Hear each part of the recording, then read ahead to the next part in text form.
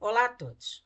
Como presidente da Comissão de Organização do Diversitar 2024, Encontro Ibero-Americano das Diversidades, que estará a ser realizado nos dias 15, 16 e 17 de outubro de 2024, gostaríamos de agradecer a presença de todos e convidá-los para assistir ao painel temático com a Renata Teixeira, cujo título é Gordança: Contribuições da corporalidade gorda na despadronização e ampliação no campo da dança.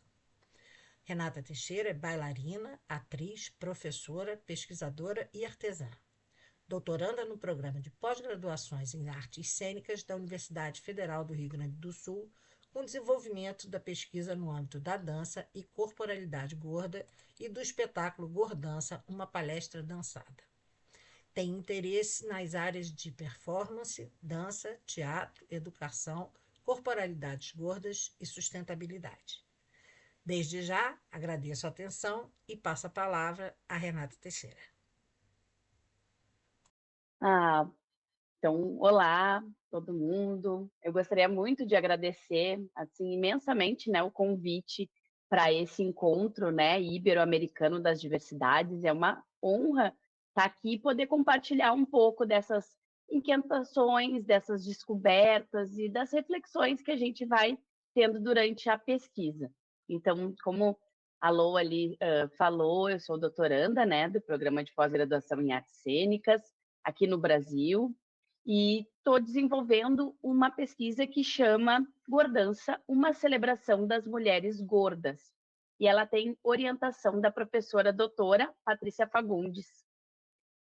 Para falar um pouquinho desse caminho, dessa trajetória de gordança, explicar um pouco, né, por onde que a gente anda, essa pesquisa ela iniciou em 2021, assim, dentro do programa de pós-graduação, mas ela inicia um pouco antes, quando eu começo muito a pensar sobre essa localização e esse contexto onde eu vinha vivendo, né, durante a minha trajetória, junto com a dança. Então, para a gente pensar as questões da pesquisa, a gente foi se inspirando em algumas metodologias para a concepção dela. Então, a gente se aproxima da autoetnografia, da pesquisa guiada pela prática, da pesquisa autobiográfica e da pesquisa em primeira pessoa. A autoetnografia, como a gente é das artes cênicas, tem essa ideia mesmo de uma aproximação, né? E a gente compartilha a partir de uma pesquisadora que chama Malu Jimenez. Ela é uma pesquisadora referência para a gente dentro da pesquisa gorda no Brasil. Então, ela vai relacionar as vivências dela com os conceitos abordados, para além de exemplificar, mas compondo mesmo essa discussão sobre a corporalidade gorda.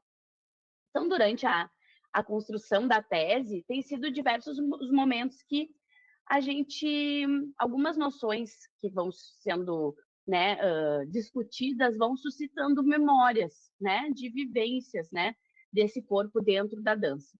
E, às vezes, vão sendo compreendidas e até, de certa forma, ressignificadas, quando a gente se depara aí com alguma noção, né, que faz parte da vida.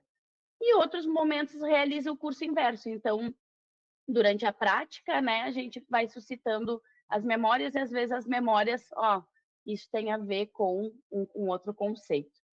E aí, durante a pesquisa guiada pela prática, ela vai surgir para entender esses fenômenos que vão sendo experienciados durante a prática mesmo, né?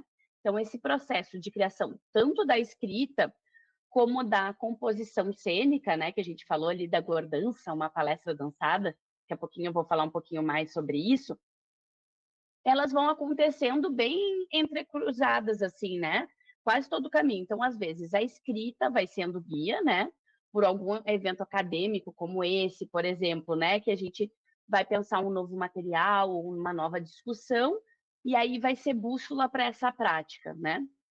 Ou às vezes o contrário, né? Durante a prática vão surgindo também várias questões, vários problemas para pesquisa. Já a pesquisa autobiográfica, a gente vai se debruçar sobre um acervo de fotos, também de vídeos, do diário de bordo da pesquisa, de algumas histórias que são contadas por familiares, mas principalmente calcada na memória, né? Esse lugar também que é um lugar de criação, né? A memória, ela não é uma verdade, né? Ela é uma construção que cada pessoa faz. E aí, esse campo, ele é um campo de estudo, né? E vai destacar essas experiências do corpo no mundo. A pesquisa autobiográfica, ela tem estado presente muito nas artes cênicas, né, de diversas formas, tanto como um mote de trabalho, né, como processo de composição cênica, como construção de dramaturgia, que aqui vai aparecer bastante. Enfim, ela tem proporcionado um solo fértil, né, para a discussão, enfim, para a criação de artistas de todo o mundo. E a gente, né, acaba bebendo dessa fonte tão importante. E a pesquisa em primeira pessoa vai marcar a pessoalidade do texto, né? A ideia de uma não neutralidade, a comunhão da metodologia que considera determinante a pesquisadora para sua pesquisa. E a ideia de trazer o eu, ele tem uma responsabilidade muito grande, né? De ir mais longe do que essa existência individual. Tem, tem como responsabilidade ser trampolim, né? Para tantas outras experiências, abrindo espaços de discussão, também de conexão, que é importante. E a gente vem pensando também sobre a representatividade. Então, essas aproximações metodológicas vão propor essa metodologia que ela é entrelaçada, né? Ela é imbricada e a gente vai falar que ela é engordurada. E a gente vai organizar em 6 procedimentos. Vou falar assim um pouquinho e eles assim não estão elencados numa ordem cronológica. As coisas foram acontecendo, elas vão e voltam, elas retornam, tem esse movimento circular, vamos dizer assim, né, da metodologia. Então, teve um se debruçar sobre a pesquisa bibliográfica, né, a partir de conceitos, enfim, né, para embasar, né, essas discussões que a gente vai trazer. A pesquisa, né, etnográfica, que tem muito a ver com a pesquisa gorda, que esse ativismo gordo, das corporalidades gordas, eles vão acontecer muito dentro da internet, né? Enfim, por várias questões, mas ele é muito forte, essas conexões a partir da internet. Então, para mim, foi muito importante me aproximar de pesquisadoras e de pessoas que vêm pensando, né, sobre o lugar do corpo gordo.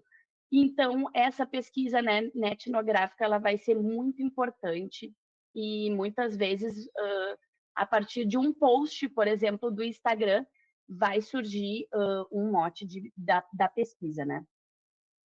Algumas disciplinas, né, que a gente vai cursando, alguns cursos livres sobre a temática também, isso é muito importante, né? Esse movimento, né, dentro da pesquisa.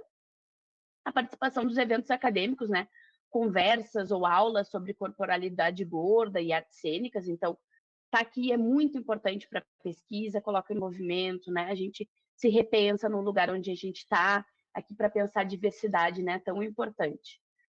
Aí teve um momento de escrita, né, de textos autobiográficos, vem acontecendo, né, que vão refletir sobre alguns conceitos, como visibilidade e hipervisibilidade dos corpos gordos na dança, os padrões corporais, a gordofobia, pressão estética e feminismos gordos, então da importância, né, da escrita, né, de se colocar como uma prática, né? Não segregando, né, o momento de pesquisa, de escrita, né, como uma parte que não seja prática, não, ela é prática, ela é criação, né?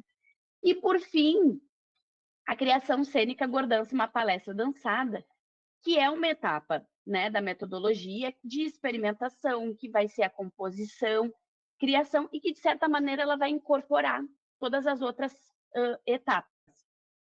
Ela é uma pesquisa de criação e ela tem por interesse a investigação da corporalidade gorda na cena e como que a corporalidade gorda pode contribuir para a despadronização corporal na dança. Então, como que ela pode abrir caminhos, né, pensando nessa ideia. Então, introduzindo esses caminhos metodológicos, né, eu quero compartilhar 2 conceitos que são super importantes para essa pesquisa. Então, o primeiro, que ele é farol para a gente pensar, é a gordofobia, né? Então, a gordofobia, ela é o preconceito contra as pessoas gordas, e esse preconceito ele vai negar, né, e vai excluir direitos e acessos, né, tanto do convívio social quanto em outros âmbitos, né? Então, se a gente for pensar, por exemplo, na saúde, né? Esse corpo que é patologizado, que é tido como doente. Então, são poucos os profissionais de saúde que vão escutar e vão acolher esses corpos, né? De uma maneira geral, quando uma pessoa vai se queixar de uma dor no joelho, uma dor de estômago, é tido como uma solução genérica que essa pessoa emagreça, né? Antes de escutar, acolher, fazer alguma, né, alguma avaliação realmente. A gente vai pensar também dentro do transporte público, né? São catracas super apertadas que vão constranger, né, as pessoas, vão limitar os acessos também. Vestimenta, né? Pensando em coisas bem práticas, se a gente não tem uma vestimenta adequada, né? Para ir, sei lá, à padaria, né? Quanto mais adentrar o mercado de trabalho, por exemplo. No mercado de trabalho, muitas vezes as pessoas gordas são tidas como incapazes, né? Ou às vezes não vão ter o mínimo, né, para chegar lá, o transporte público ou uma roupa. Então, são várias as formas que vão negando acesso e excluindo, né, as pessoas gordas do mundo, né, de uma forma geral. E um outro conceito que é bastante importante é a pressão estética. E a pressão estética ela vai acometer justamente todas as pessoas, né? Homens, pessoas não binárias, mas principalmente as mulheres, que é um pouco que eu venho falando sobre, né, sobre as mulheres na pesquisa. Então, essa pressão estética ela vai trazer, vai criar um padrão, né, um padrão de beleza, e a beleza ela tem a ver com saúde, a beleza ela vai ter a ver com sucesso, né? Como a gente falou aqui do mercado de trabalho, tudo isso está bastante imbricado na sociedade, e a pressão estética ela vai se tornar uma forma de que a gente se sinta sempre insatisfeita, né? Sempre desconfortável na própria pele, fazendo com que a gente consuma cada vez mais, né? Porque um corpo insatisfeito é um corpo triste, é um corpo passível, né, de ser cooptado pelo sistema. Então, nessa ideia de que a gente consuma e compre mais, né, procedimentos, cirurgias, enfim, uma lista infinita aí, né, que a gente pode pensar. Então, em todo esse processo da pesquisa, a gente planeja investir em procedimentos que possibilitem compreender e conceber uma metodologia engordurada. Quando a gente fala engordurada, a gente também tá, tá representando aí um movimento dentro do ativismo e dentro da pesquisa gorda que vai tentar trazer essas palavras, né? Gordura, né? Engordurada, imensa, essas palavras que são tidas bastante, né, como depreciadas, né, depreciadas, e a gente tenta trazer para um outro lugar. Então, essa ideia do verbo engordurar sintetiza a intenção de desestabilizar, de denunciar e metamorfosear as estruturas que determinam a gordura como inferior, nojenta e incapacitante. Então, a ideia do corpo gordo como protagonista do movimento, né, uma prática de dança que possibilite a potência das curvas, das dobras, dos balanços, dos remeleixos, né? E durante a pesquisa também a gente foi pensando nesses padrões corporais na dança. E na gordança eu trago um trechinho onde eu tô assim escorada numa cadeira realizando alguns movimentos do balé clássico e eu pergunto à plateia: quando vocês me veem, vocês imaginam que eu sou uma bailarina clássica? Quando vocês olham o tamanho das minhas coxas, vocês imaginam que eu sou uma bailarina clássica? Quando eu faço um arabesque, a minha perna quase não sobe, vocês imaginam que eu sou uma bailarina clássica? Quais são as imagens das bailarinas clássicas? Técnica, perfeição, leveza, brancura, controle, força. Controle, controle, controle, controle. Então, esse é um trechinho do texto, né, enfim, da Gordança, uma palestra dançada. E a gente vai questionar esses padrões, né, corporais na dança, um padrão que vai excluir, né, acessos, que vai limitar possibilidades de ser e estar no mundo, e das insurgências, né, de outras danças, de outros movimentos. Como outras linguagens artísticas, a dança ela vai se repensar e se transformar em conceitos e práticas, né? A gente avançou muito no pensamento sobre dramaturgia, coreografia, enfim, hierarquias dentro da dança, mas a imagem de uma bailarina clássica ainda corresponde ao imaginário marcado por certos padrões corporais. Eu falo clássica, mas eu acho que a gente pode pensar de uma bailarina quando a gente pensa, né? Então, esses padrões, eles vão ser cisgênero, eles vão ser heterossexual, ele vai ser magro, longilíneo, ele vai ser branco, ele vai ser também jovem, né? E essa ideia desses padrões corporais, né? Também a gente pode pensar que ele é sem deficiência, né? E essas concepções de movimento. Então, a gente pode pensar nesses movimentos que são extenuantes, que são virtuosos, que são contidos, que são retilíneos e que têm essa ideia de uma perfeição. E, por exemplo, no balé clássico, né, a gente sabe que ele nasceu de uma dança social da corte, que ele se constitui nessa técnica europeia, né, ligada à modernidade. Então, essa relação que ele tem com a colonialidade, ela é evidente, né? Porém, é preciso ainda considerar que a sua influência ela expande muito além do universo específico. Então, aqui em Porto Alegre, pensando, né, contextualizando, demarcando esse espaço, em escolas de ensino formal, é o lugar onde muitas pessoas têm o seu primeiro contato com a dança. E é bastante frequente que a oferta, por exemplo, de balé clássico aconteça desde o ensino infantil. Então, lá do 0 aos 5 anos, já vai ter a oferta. E que essa mesma faixa etária vai compor uma fatia significativa do público das escolas de dança de Porto Alegre, aqui no Rio Grande do Sul, Brasil, né? Então, dessa forma, uma importante fonte de experimentação em dança de crianças e jovens ainda acontece dentro dessa lógica corporal de linhas, de leveza, de seres etéreos, desses jogos de imitação da nobreza, se a gente for pensar dos reis, das rainhas, dos balés de repertório, né? Então, nesse contexto das representações, né, de rainhas, de princesas, que são de outros tempos e de outros lugares, mas que em 2024 ainda estão muito fortes, né? Pelo menos aqui, que a gente vem percebendo, as possibilidades de reconhecimento e de validação de corporeidades diversas são bastante restritas. Nessa comunidade, então, de praticantes do balé clássico, tanto em escolas como dentro de uma cena profissional, o imaginário compartilhado, ele define que antes mesmo de ter uma boa técnica, é imperativo ser magra, né? E a bailarina, a Jussara Belchior, que é uma bailarina pesquisadora aqui de Florianópolis, ela vai dizer uma coisa que, quando eu li a primeira vez, eu me identifiquei muito, né? Foi bem impactante repensar coisas da minha vida que ela vai falar. Eu precisava emagrecer para poder fazer o que eu já fazia, né? Ela é uma bailarina super virtuosa, muito maravilhosa, mas era isso, o tempo inteiro tendo que demarcar que aquele espaço era dela também, né? Mesmo ela já dançando, ela ainda tinha que ser magra.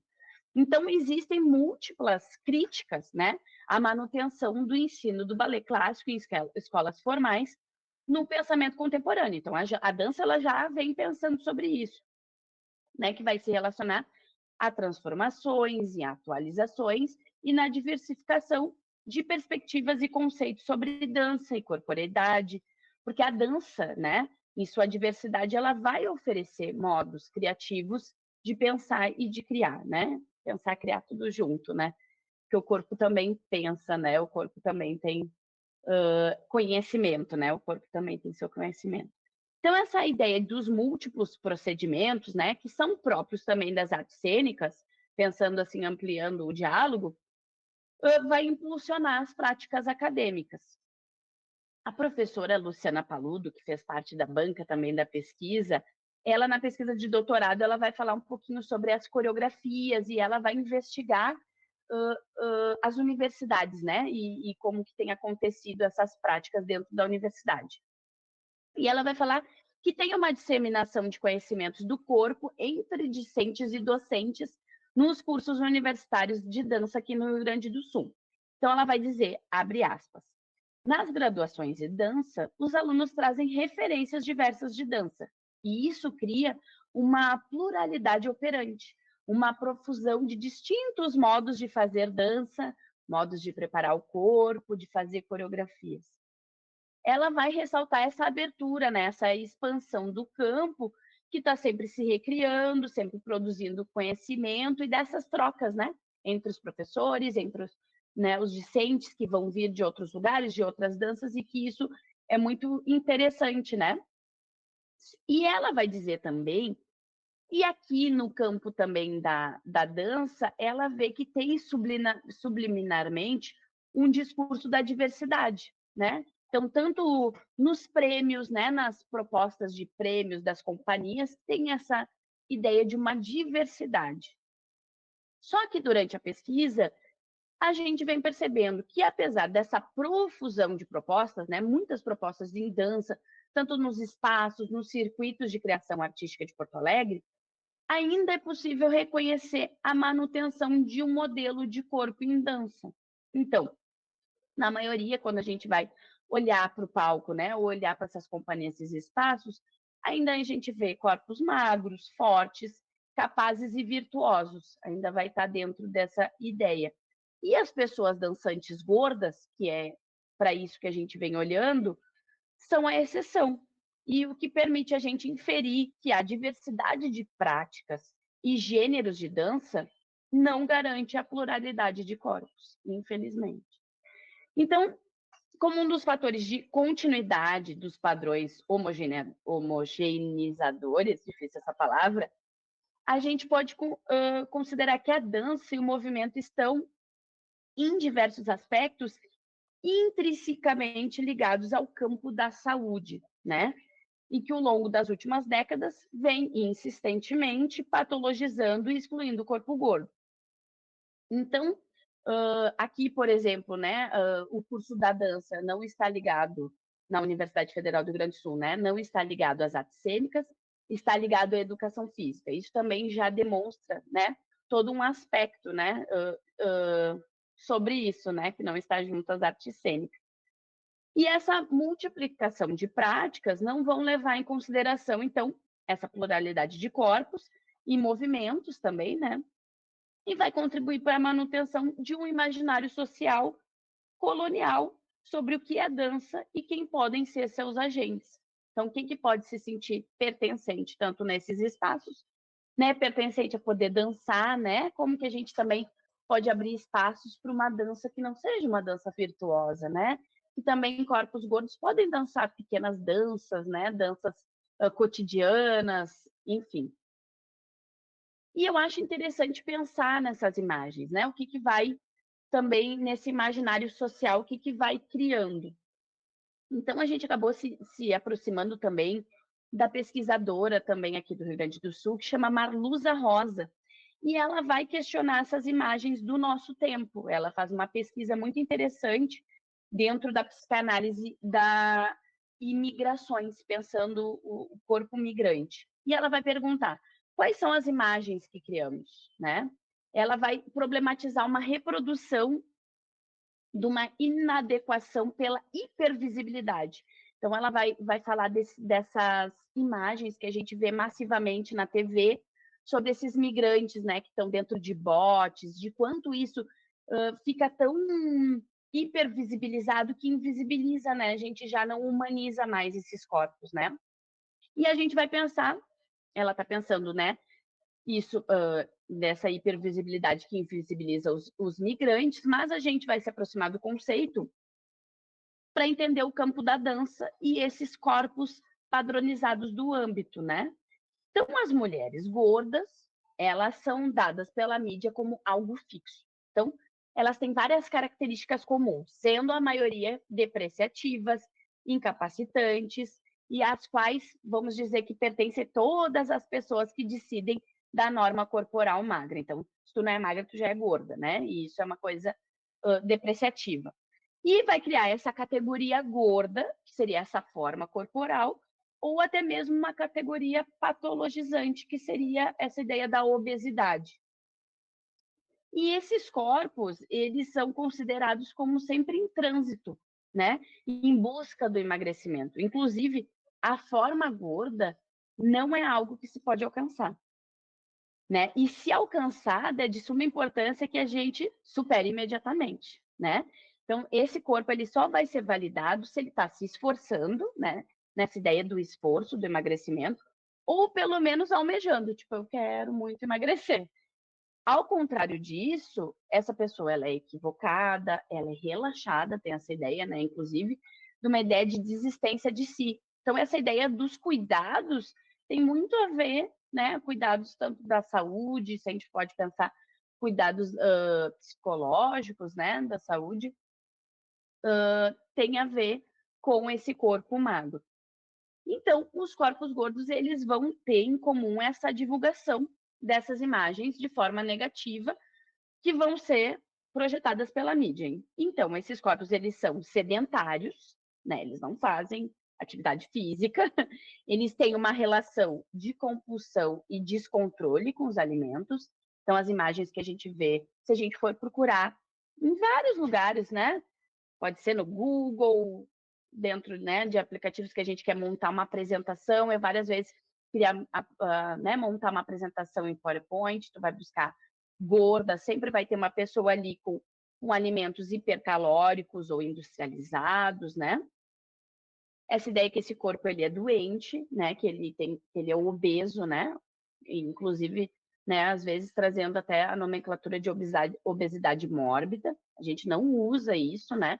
As questões de doença elas vão muito além de uma conta, né? Do IMC que a OMS utiliza, né? Que é o índice de massa corpórea. Então, uma conta ela não vai dar conta, um cálculo não vai dar conta de avaliar a saúde de uma pessoa. Então, a gente não fala em obesidade, a gente fala em uma forma corporal gorda, assim como magra, como alta e como baixa. E que esse corpo, ele não tem como ser belo nem potente, né? Uma ideia bem incapacitante. Então, essa forma, que é a hipervisibilidade negativa, vai invisibilizar outras formas de ser e estar desse corpo no mundo.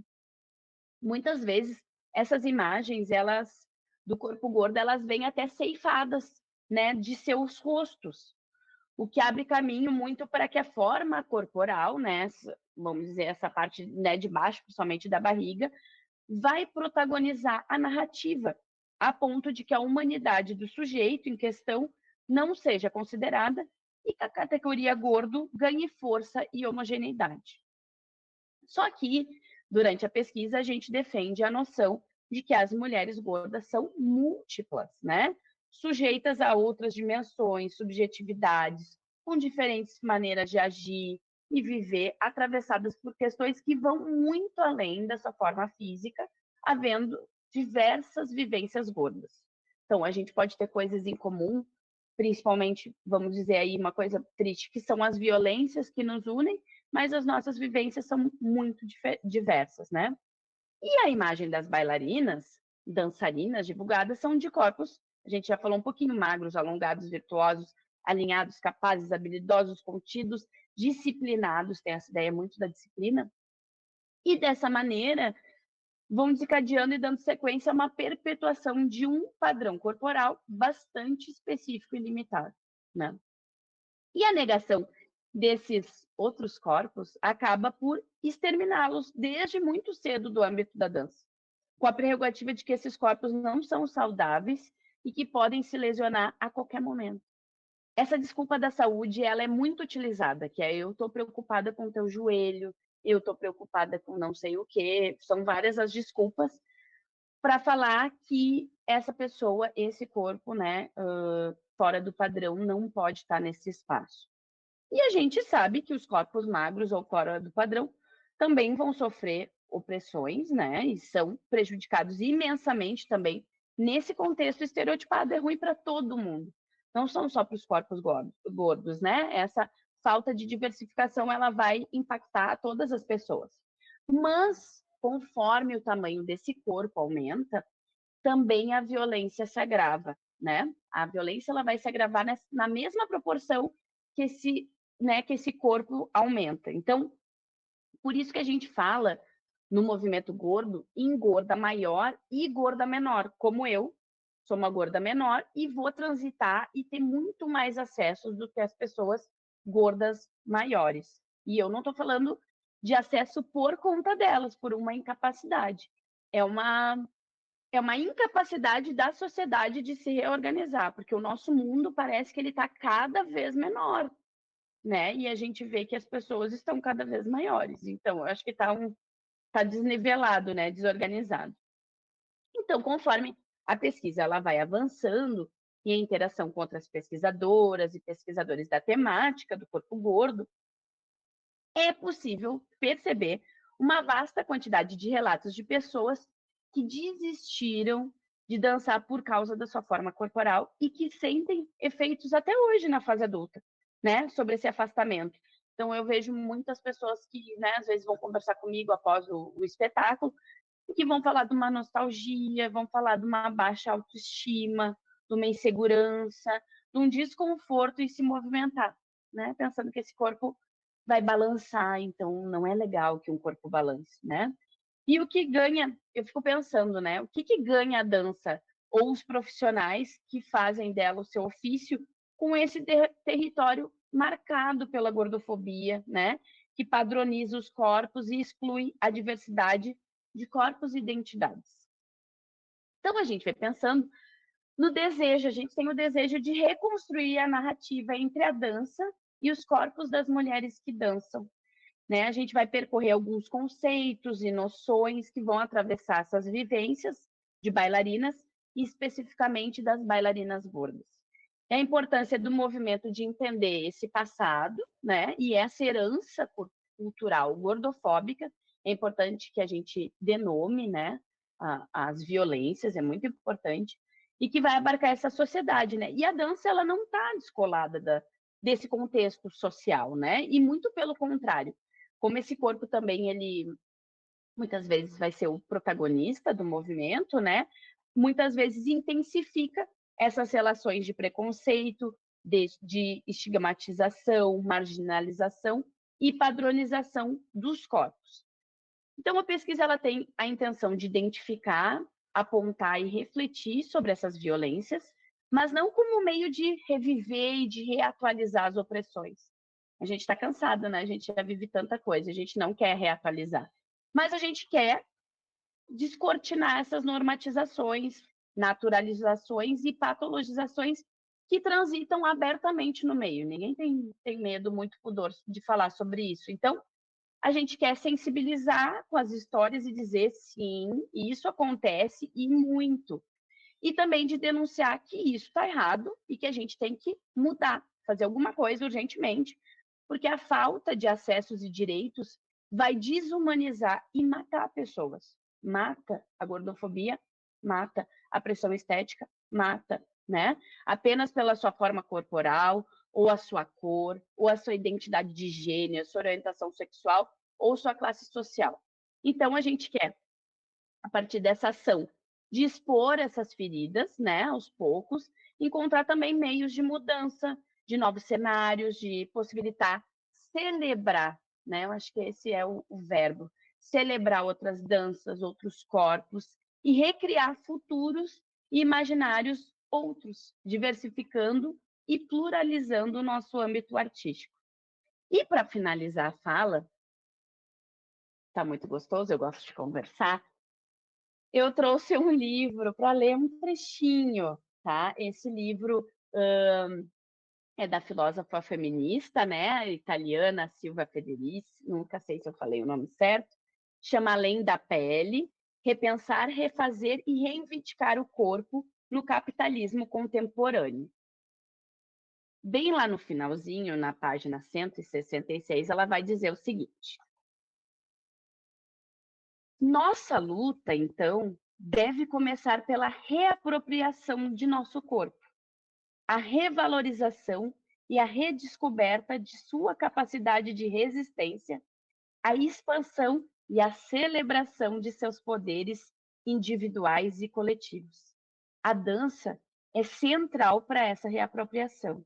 Em essência, o ato de dançar é uma investigação e uma invenção do que o corpo é capaz de fazer, de suas capacidades, de suas linguagens, de como ele articula os esforços do seu ser.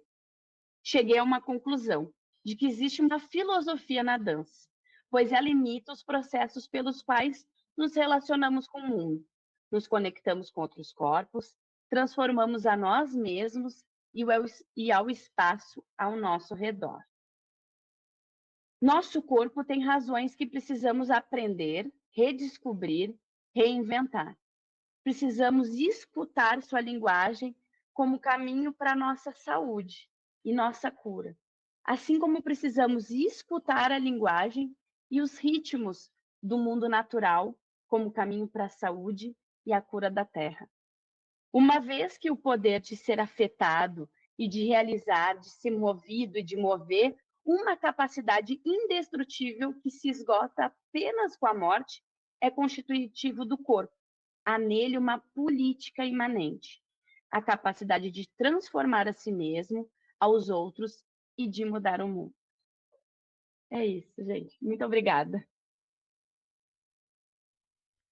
Nossa, extasiada aqui, extasiada. Eu gostaria de agradecer muitíssimo a presença da Renata. Fiquei encantada com o teu estudo, porque eu coincidentemente fiz dança em criança e depois fui fazer também na adolescência e nunca tive uma colega gorda. Nunca. Participei de vários grupos diferentes e academias, enfim, e nunca tive uma colega que não fosse magra. Melhor dizendo, que não Uhum, fosse magra. Tá? Todas elas eram imperativamente magras.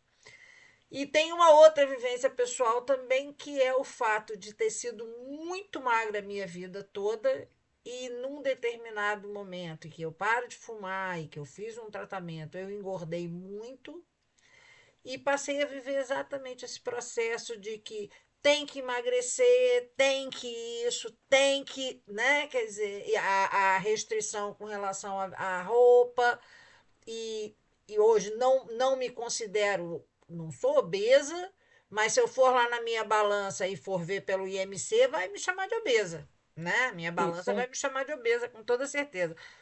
Caminho, tenho exames ótimos, mas nunca é o suficiente. A gente o capitalismo, a gente percebe que para o capitalismo funcionar é fundamental que a gente seja infeliz. Uhum, Então, esse processo de se opor ao capitalismo tem que começar, em primeiro plano, com uma aceitação e com uma disposição para a felicidade em qualquer circunstância, né? Porque eu hoje tem a gordura, tem a idade, então a gente vai juntando, vai virando um combo de não aceitação ou de invisibilidade social, que é o que interessa para o capitalismo, porque se eu me deixo abater com isso e não reajo a isso, eu vou estar consumindo todas as grandes marcas, eu vou estar consumindo remédios para emagrecer, eu vou estar consumindo, enfim, todos os produtos que esse capitalismo insano quer que a gente consuma, né? A guerra isso. não vou consumir nada, vou ser feliz do jeito que eu sou. E se virem para me aceitar dessa maneira, né? Isso A não é. grande revolução. Exatamente. Isso não é comigo, isso não é problema meu, isso é problema de você, né? Não é problema meu. Mas, Renata, foi um prazer enorme te ouvir, porque realmente a gente percebe, pela perspectiva científica, o quanto que isso está andando. Né? O quanto que existe hoje uma disposição verdadeira de uma discussão a respeito do assunto. E esse nosso evento tinha essa questão de sair da academia num trancado de assuntos tão difíceis de serem tratados que são as diversidades. E quando a gente fala Isso. das diversidades, a gente está falando de uma amplitude de singularidades. A gente está falando do indivíduo, né? O indivíduo com as suas peculiaridades, da maneira como ele é. É isso que a gente quer. A gente quer Uhum. discutir essa coisa, dessa necessidade de botar todo mundo em caixa. Não estamos em caixa, não somos sapatos, queremos viver a É. nossa vida, né, fora da caixinha e sendo quem a gente é, para quem, Sim. porque para o propósito que a gente considera que a gente nasceu para ser. Então essa é a primeira grande discussão que o evento está tendo. Então mais uma vez te agradeço. Vou fazer o nosso encerramento em que diz que o Diversitado 2024, Encontro Ibero-Americano das Diversidades, é uma realização do Conjugare, com o apoio da editora Cravo, sendo sua realização nos dias 15, 16 e 17 de outubro de 2024. O Conjugare, Centro Português de Apoio à Pesquisa Científica e à Cultura, é uma entidade que reúne pesquisadores de diversas áreas de conhecimento ligados à instituição de ensino e pesquisa de todo o mundo. Com sede no Porto, em Portugal, a missão do Conjugare é a promoção do ensino e pesquisa e da comunicação e divulgação científica, articulando a produção da comunidade acadêmica com as demandas sociais para o desenvolvimento. Nossos projetos conjugam ações sociais, culturais e científicas que são entendidas como um tripé importante para a formação de uma sociedade crítica e com bem-estar. Agradecemos a participação e convidamos a todos para assistir às comunicações que se encontram disponíveis no canal do Conjugare no YouTube. Obrigada. Obrigada.